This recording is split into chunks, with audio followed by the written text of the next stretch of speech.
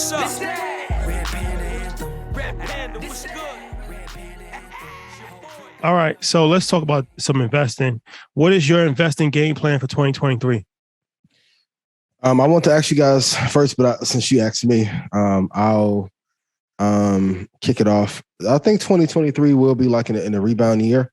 I think will be good. I'm gonna go a lot heavier on the buying. I plan to at least double or triple the amount of shares that I buy for 2023 on a long-term side, and then put more automation in when it comes to swing trading and day trading. So those are the three things that I'm really focused on. I want to like run the table this year and get like 72 trades in and go undefeated. That's my goal for 2023. And also find one or two companies that are bound to break out. So this is a good homework assignment. Is the CEO of the company that you're invested in a good CEO when we don't have 0% interest rates? And if you can start to weed out the companies that have never been through this cycle before, it will stop you from investing in 95% of companies. If you look at like Beyond Meat, they're down 95% from its high, right? That team is not battle tested in a high inflation environment. So those are my three. Automation on a trading and swing trading side, double or triple the amount of shares. So by the time we get to 27, we'll be okay.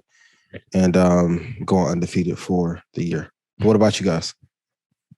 Yeah, long term, buying at extreme dips, buying dips, long term, index fund, ETFs that I believe in, and maybe one or two stocks. But other than that, pretty just back to the basics, really, of long term, just wealth building. And I feel like you don't necessarily have to take risk, especially once you have some level of, cushion. It's not really. That's a good lesson. Yeah, it's not really necessary to take risks. And you compound interest and 7%. That's you start talking about real money over the course of time. So a lot of times, you kind of get jaded by trying to, hit home runs every single time, but it's really not probably the best way to go about it. Buying opportunities for things that, are pretty much sure bets, like the S&P 500. And you can just hold it for a very long period of time. I think that, we're in position to do that even now. But, if it continues this rocky path, then, that's a long-term strategy where, it's opportunity just to put money in if you have money. But me personally, I'm definitely looking to just do that and just keep adding to that. That's something I've been doing. Like I put money in Microsoft, S&P 500, like XLY, stuff like that, where I just feel comfortable. It's not going to keep me up at night, and I'm not even worried about what's going to happen in the next year or two, because I'm looking at it for, a long-term play 20 years down the line. So it's just, that safety net as far as, not risking a lot of capital. Yeah. I'd say just more strategic investing, adding to some of the companies that I'm trying to get to 1,000 shares at. I've done that with a few already. And so I actually ran into a young gentleman. He was like, I finally get why you're doing 1,000 shares. And he was like, I was like, why you think I'm saying do 1,000 shares? He was like, because now I could do covered calls. I'm like, well, you could do that with 100, but if you get to 1,000, now you can actually have 10 of them. And so that was part of the strategy, and I'm glad that some people caught that and were doing that. So adding it to a few more companies, getting 1,000 shares, and hopefully getting up to 2,000 at some point. But I'm really, especially in like right now, obviously building my custodial accounts for my kids is one of my main focuses going into 2023. Yeah. Obviously, I've set the long-term investments for myself, and they have some shares of some other companies too, but putting more focus in theirs.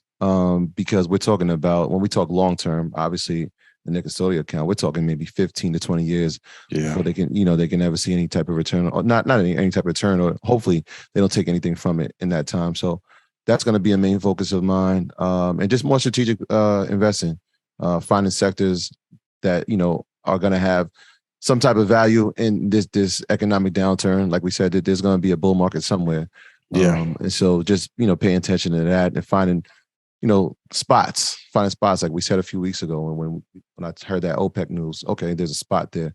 Let me see what we, with the right research and the right technicals, if there's something we can do to make a great trade. So just doing that, real strategic about it, more calculated. Yeah. Well, with the interest rates adjusting and going up, how has it affected your options trades? And have you taken less trades this year in comparison to the year prior? Yeah, for sure. It's been one of those like sit back and wait. And that's kind of how it was set up anyway. When we were trading our options, we were doing leaps out to 2 years. And so a lot of those leaps are still in play. Obviously, with the pullback, the percentages have gone down because like the NASDAQ has pulled back, like we said, 30%, and the S&P is down 23%.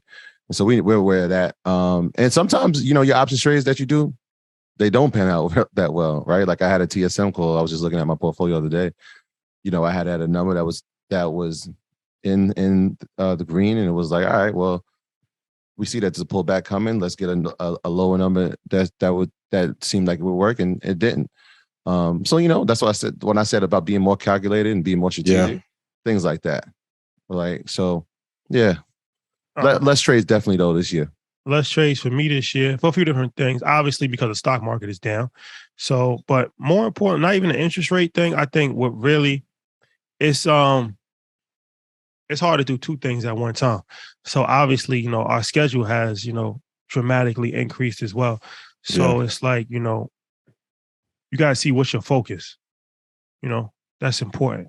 So my focus is growing a media company and, billion-dollar valuation. These are things that I'm really focused on.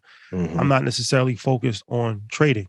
So what happens is that even if you have a skill set, if you're not focused on it, you can make mistakes. Yeah. And so it's like, and this level, you can make mistakes that can cost you a lot of money. Mm-hmm.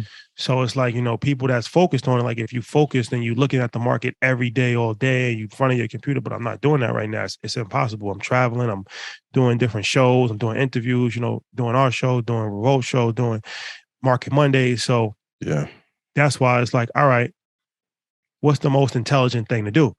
For me, the most intelligent thing to do is grow the business, make as much money in the business as possible, and then do safer long-term investments and not have to worry about, because I'm not like I need the money. Like, you know what I'm saying? Like, so it's like everybody's situation is different. Yeah. But, I feel like, you just have to be careful. And this goes for anybody. Be careful trying to do too many things at one time. Like you're trying to be, a real estate agent, and you're trying to be a day trader, and you're trying to be a social media influencer, and boy on the side, like, bro, you got to lock in on something. Certified lover boy, for real, man. Time. Just understand, like, it's better to be a master of one trade or a few trades than a jack of all. So that's kind of been my situation. And then, like I said, of course, with the whole market going down, I think I told this story a few times before, but I sold a lot of my options months ago, which was very beneficial. I wish I actually would have sold all of them, but I sold a lot of them. I exited. Once I saw this situation, I said, I'm not playing this game. Yeah. Exit, and just hold money. And then I put a lot of that money back into the market, just long-term plays. So, long-term investing, safer plays. That's what I'm into right now. But, still have the skill set to trade if I want to. But right now, it's not really a prime.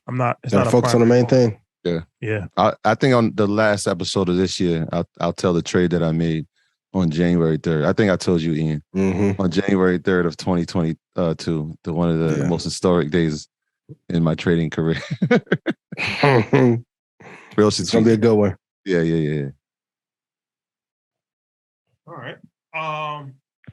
All right. So Elon plans to lay off 75% of Twitter. This will make the company better or worse? What do you think? I hate to say it. Elon is going to get on this car icon corporate raider thing. I think it's a brilliant move. I think Twitter has been too comfortable with not having to perform at a high level. Shout out 19 Keys. I think as a result, those that are there and that remain they are going to have to bring a tremendous amount of value, because if the company's been flat pretty much 8 to 10 years, if everyone's comfortable, and we see it a lot in tech companies, they're, especially when interest rates were at zero, people were hiring too much. Like even when I went to Meta, I'm like, okay, lunchroom, beautiful. Layout, views, amazing. I'm calculating this lunch probably costs $15 million a year though. Where have these resources could have gone? And we all know, of course, we want to employ, but to everyone that works, I've said this since the beginning of the show, you have to know if you're paid, what multiple are you giving the person that writes your check? The easiest way to have job security is to say, hey, you're paying me $115,000 a year. As a result, I'm returning you $600,000 in gross revenue. You'll never get fired. Most people at Twitter cannot tell you right now, and shout out to everybody at Twitter, I love you, what value they are bringing or what multiple they're bringing for their paycheck. And as a result, with Elon taking it over, in order to have a chance to survive during this recession, I think, this is a smart move. And they're not the only tech company that needs to lay off majority of the staff. So you're taking the less is more approach. Absolutely. Yeah, because I mean, when the article, obviously, people saw the news of it, and a lot of the feedback was, how does it help the company grow, right? Like if you would assume with Elon coming on board, obviously there's going to be an influx of people that follow him just because it's like, oh, well, he's on Twitter, it's going to be free speech again. Yeah, larger influx of people, less workforce. Will they be able to facilitate and handle the bandwidth that comes with that? They're going to have to. Right. So that's what I'm saying. They're going to have to, but is it going to be done efficiently? Yes. Okay. It's going to, like, honestly, in a recession, I didn't want to have to learn about Mogami XLR cables, 4K, 60 frame per second, lighting, right? I didn't want to have to learn how to deliver information, mess up in an interview, give bad attitude, come back and do calm voice over and master. During a recession, you have to learn how to do more things. Like, imagine if I said, hey, I want to do the show, but I don't want to do any lights. I want to do any presentations. I want y'all to master the audio. You're like, bruh, let me get Mike on here. I'll give him the talking points, right? People have to learn to do more with less in order to survive the storm. So everyone that's on that ship at Twitter and Google and Snap, oh man, I'm afraid Snap, if they don't right this ship, that they may go under if they don't get more funding. Everyone on the team has to do more. And in my personal experience, I see everyone wants the gold or the championship or the Rolex or the Bentley in the car and don't want any of the workload. How has Twitter, a company with that reach and almost every celebrity using it, stay flat for a 10-year period during a zero interest rate environment? But Parler takes off when Ye buys, and we can talk about that later. And then OnlyFans comes out and takes off to the upside, and Be Real takes off, and Twitter is flat. Snapchat comes and have their glory day. Huge mistake. I think people got too comfortable with just having a seat at their table and not having to do anything. This that Red Panda Anthem. Ian, what's up? This that Red Panda Anthem. Red Panda, what's good? Red Panda Anthem. Your boy going up. I know they can't stand it.